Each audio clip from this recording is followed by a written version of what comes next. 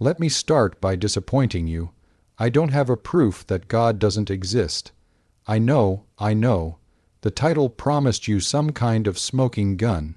Some devastating argument that churches don't want you to hear. Some logical trap that demolishes belief in one fell swoop. Well, here's the truth. There is no such thing.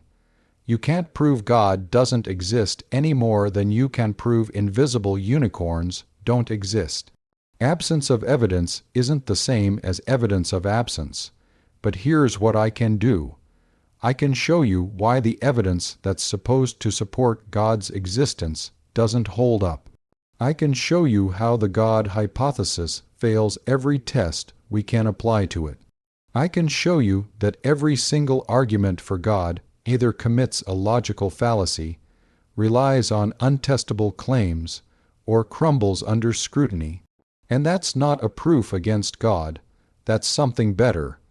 It's a demonstration that belief in God is unjustified based on everything we know about how to determine what's true. Now, has this been banned from every church? No, that's ridiculous. Churches don't have the power to ban ideas. They can discourage them, ignore them, argue against them. But in a free society, you can think whatever you want. What churches have done is develop very sophisticated ways of insulating their beliefs from criticism. They've created thought, stopping clichés like, you just have to have faith, and God works in mysterious ways. They've made doubting to a sin and questioning into a moral failure. And that's what I want to challenge. Not God directly. You can't argue against something that's defined as undetectable and untestable, but the intellectual framework that protects God from scrutiny. Because if an idea is true, it should be able to withstand questioning. It should welcome examination. It should get stronger under pressure, not weaker. And when I apply that standard to the God hypothesis, it doesn't just fail. It collapses. Let me show you how. Before we get into specific arguments, we need to talk about what makes a claim meaningful in the first place. In science, we have this concept called falsifiability. Karl Popper figured this out. A claim is only scientifically meaningful if you can imagine an observation that would prove it wrong. For example, all swans are white. That's falsifiable. All you need is one black swan, and the claim is false.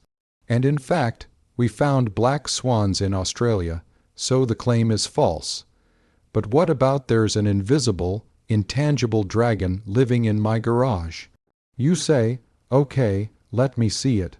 I say, it's invisible. You say, let me detect it with infrared. I say, it gives off no heat.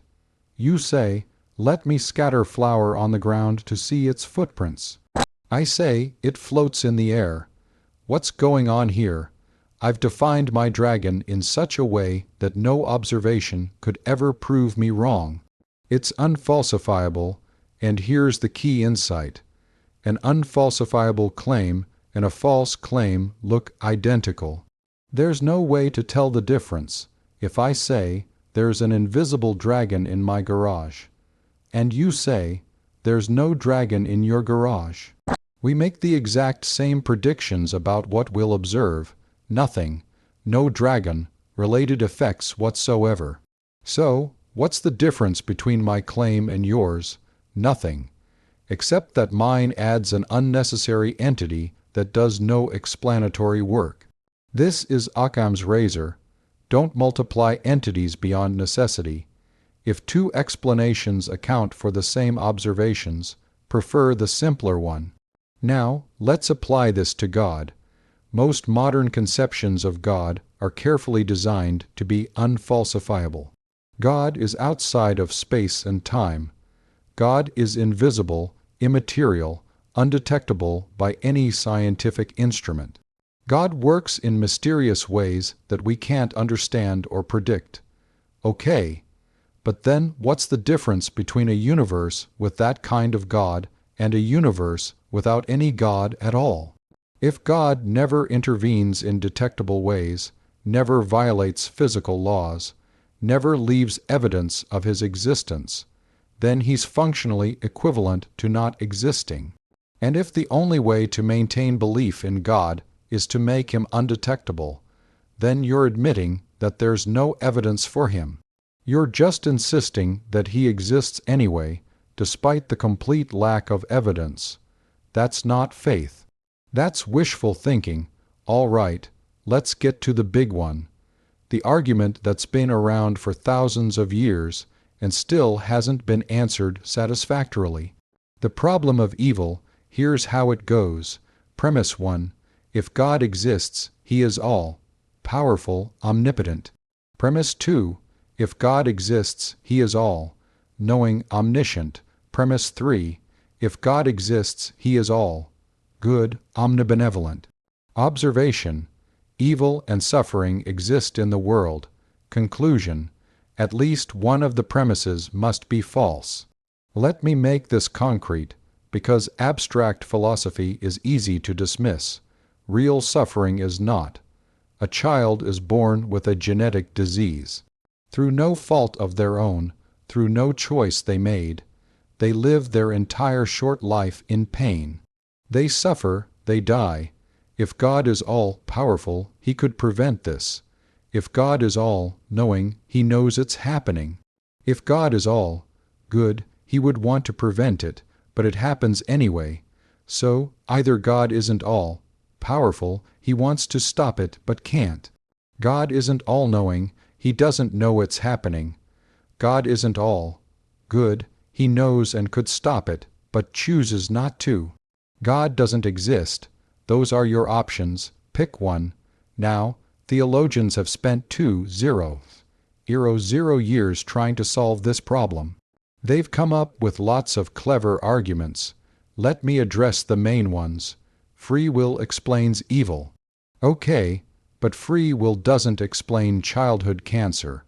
Free will doesn't explain earthquakes that kill hundreds of thousands of people. Free will doesn't explain genetic diseases or natural disasters or parasites that eat children from the inside out. Most suffering in the world isn't caused by human choices. It's caused by the structure of reality itself. The way biology works, the way physics works, the way the universe is built. And if God designed the universe, then God designed it to include all that suffering. Suffering builds character, really. Tell that to the child who dies at age 3. What character were they building? What lesson were they learning? And even if suffering sometimes produces growth, which it can, that doesn't explain why theirs is so much of it. You don't need millions of children dying of starvation to teach humans about compassion. You don't need the Holocaust to teach us about evil. A universe with less suffering would still provide opportunities for growth.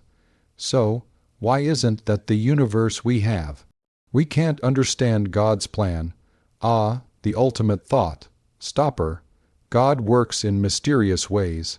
But if we can't understand God's plan, then we can't claim that his plan is good. We can't claim that he's benevolent. We can't claim anything about his nature at all. You can't have it both ways.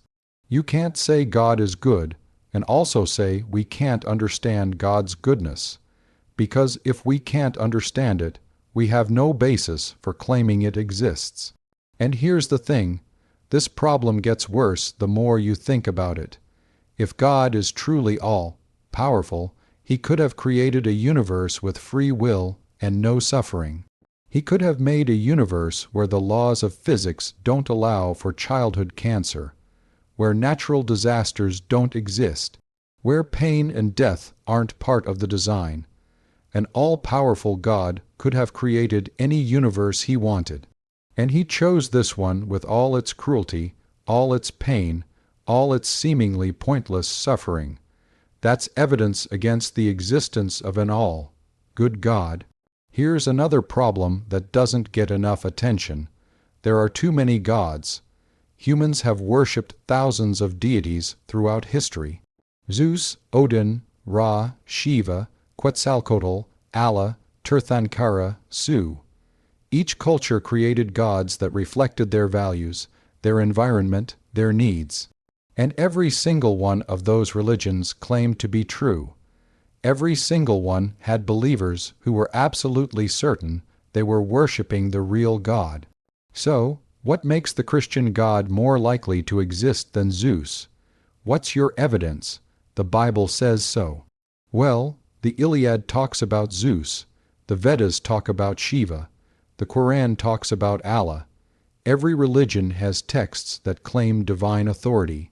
Why should I believe your text over theirs? Because I feel God's presence. People of every religion report feeling their God's presence. That feeling is clearly not reliable evidence for which God actually exists, because of miracles. Every religion claims miracles. And when we investigate them, they always turn out to have natural explanations or insufficient evidence, or to be outright frauds. So, what's left? What's the actual evidence that the Christian God exists and all the other gods don't? And here's the uncomfortable truth: there isn't any. The evidence for Christianity is exactly as strong or as weak as the evidence for any other religion. Which means one of two things is true. Option A: all religions are true, all gods exist. Zeus and Yahweh and Allah and Vishnu are all real, somehow coexisting despite contradicting each other. That's incoherent. These gods make mutually exclusive claims. They can't all be right. Option B: all religions are false. All gods are human inventions, products of our pattern, seeking brains, our need for meaning, our fear of death. Which option is simpler? Which option requires fewer assumptions? Which option is consistent with everything we know about human psychology and cultural evolution? Option B. Obviously. And once you realize that thousands of gods are almost certainly human inventions, you have to ask, what makes your God different? What makes your God real when all the others are clearly mythological? And the honest answer is nothing. There's no difference. Your God is just as much a human invention as Zeus or Odin. The only reason you believe in one and not the others is an accident of birth. If you'd been born in ancient Greece, you'd worship Zeus. If you'd been born in medieval Scandinavia, you'd worship Odin.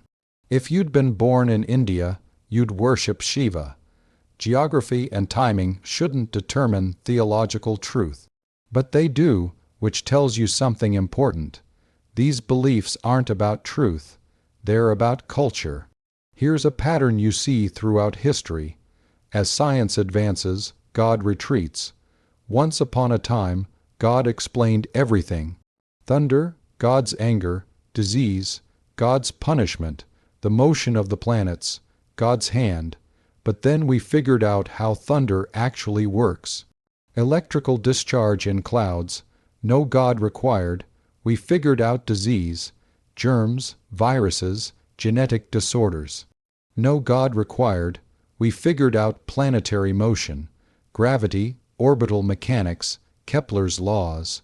No God required. Every single time we've investigated a mystery and found the answer, that answer has been natural, not supernatural. Every single time. So what's left for God to explain?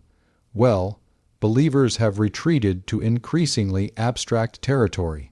God created the universe. Okay, but that just pushes the question back one step. Who created God? And if God doesn't need a creator, why does the universe? God is the ground of all being. What does that even mean? That's not an explanation. That's just poetry dressed up as theology. God gives life meaning. No, you give your life meaning. You choose what matters to you. You create purpose through your actions and relationships. You don't need God for that. This is what philosophers call God of the gaps. Wherever there's a gap in our scientific knowledge, believers stick God in there. But the gaps keep getting smaller, and God keeps retreating. 100 years ago, believers said God must exist because we couldn't explain the origin of life. Then we discovered DNA and figured out how chemistry could become biology. Gap closed. 50 years ago, believers said God must exist because we couldn't explain the fine-tuning of physical constants. Then we discovered that in an infinite multiverse, some universes would randomly have the right constants for life. Gap closed, maybe. Today, believers say God must exist because we can't explain consciousness. But we're making progress. Neuroscience is revealing how subjective experience emerges from brain activity. That gap is closing, too. And when it does, what will be left? Where will God retreat to next? Eventually, you run out of gaps. Eventually, God becomes so abstract, so removed from physical reality, that the question, does God exist, becomes meaningless. At that point, you're not talking about anything real. You're just playing word games. Now I have to address something. Lots of smart people believe in God. Really smart people. Nobel Prize winners. Brilliant scientists. Thoughtful philosophers. So what's going on? If the evidence is so weak, why do intelligent people still believe? And the answer is because humans aren't perfectly rational. We're not logic machines. We're emotional, social, pattern-seeking creatures with cognitive biases and psychological needs. And belief in God fulfills some of those needs very effectively. Fear of death. Nobody wants to die. Nobody wants their loved ones to die. The idea that death isn't the end, that we'll be reunited in heaven, is incredibly comforting. Of course, people want to believe it. Need for meaning. Humans crave purpose. We want our lives to matter. We want our suffering to have a reason. God provides that, a cosmic plan, a greater purpose. Everything happens for a reason. Desire for justice. The world is unfair. Bad people prosper. Good people suffer. That feels wrong.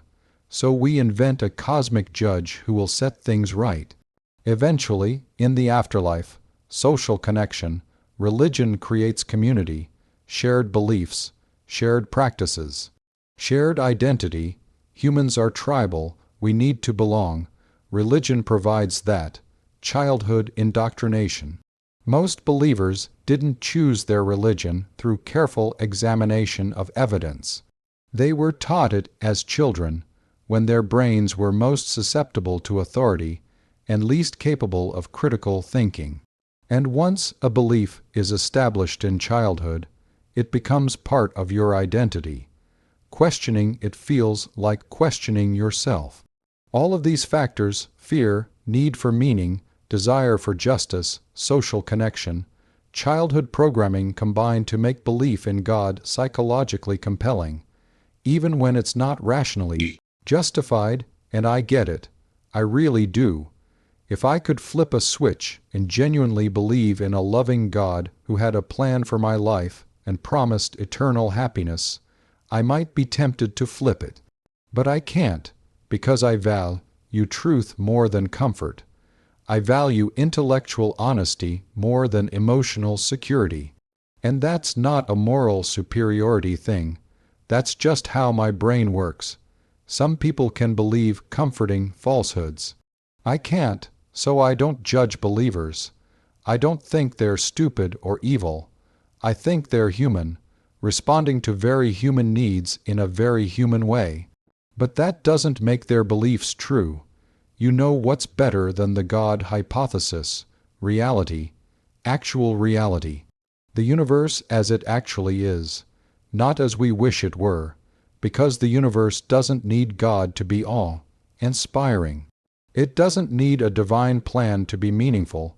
Look at the stars, billions of galaxies, each containing billions of stars, spreading across billions of light years, all following the same physical laws, all made of the same elements, forged in stellar furnaces.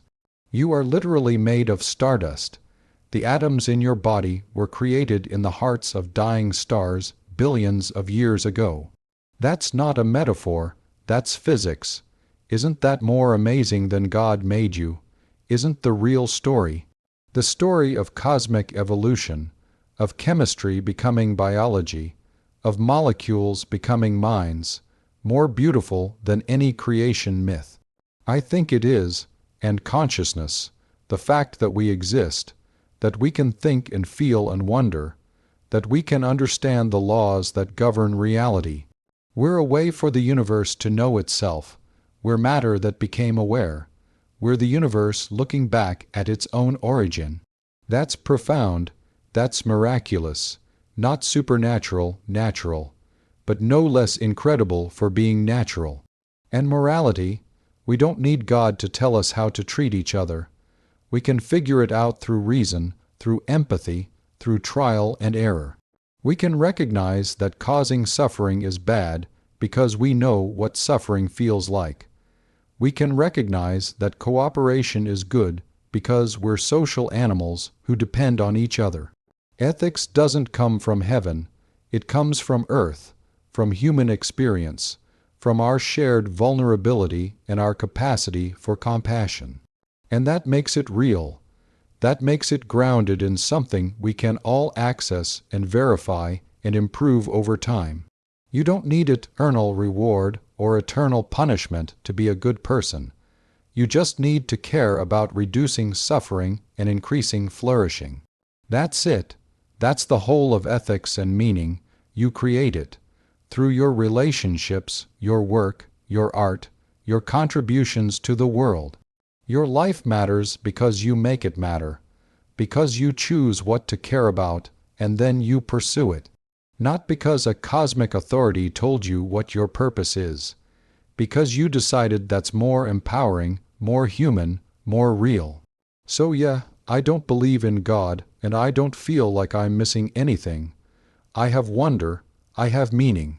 I have ethics, I have purpose. I just don't have false comfort. And honestly, I'm okay with that.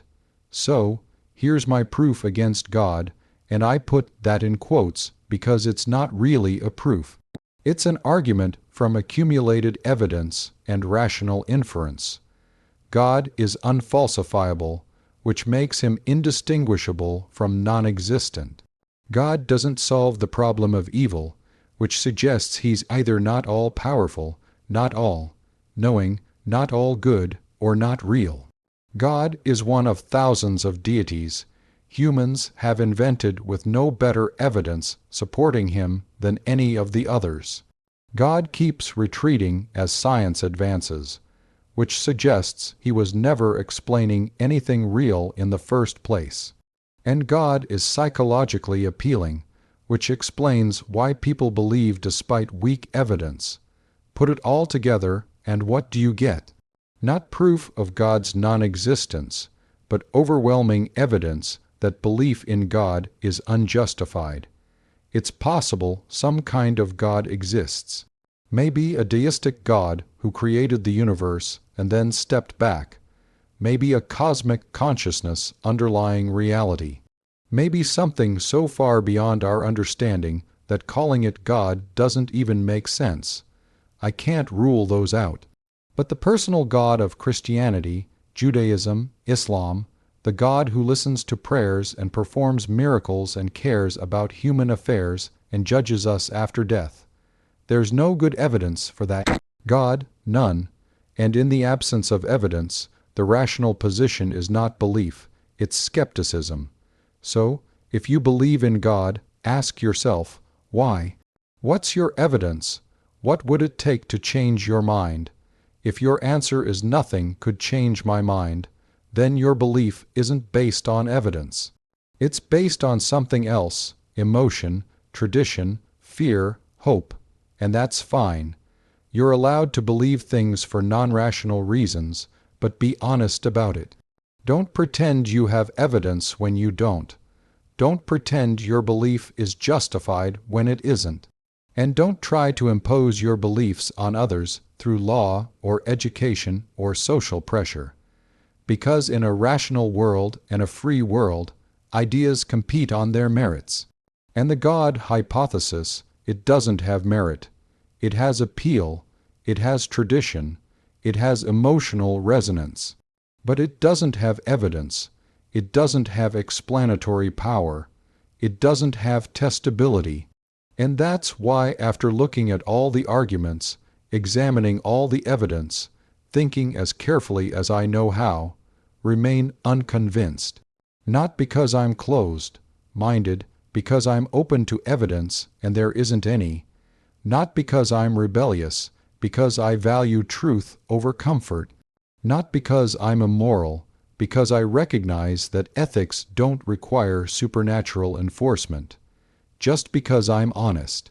And if churches don't like that honesty, if they discourage questions and suppress doubt, that tells you something, doesn't it? Truth doesn't fear investigation.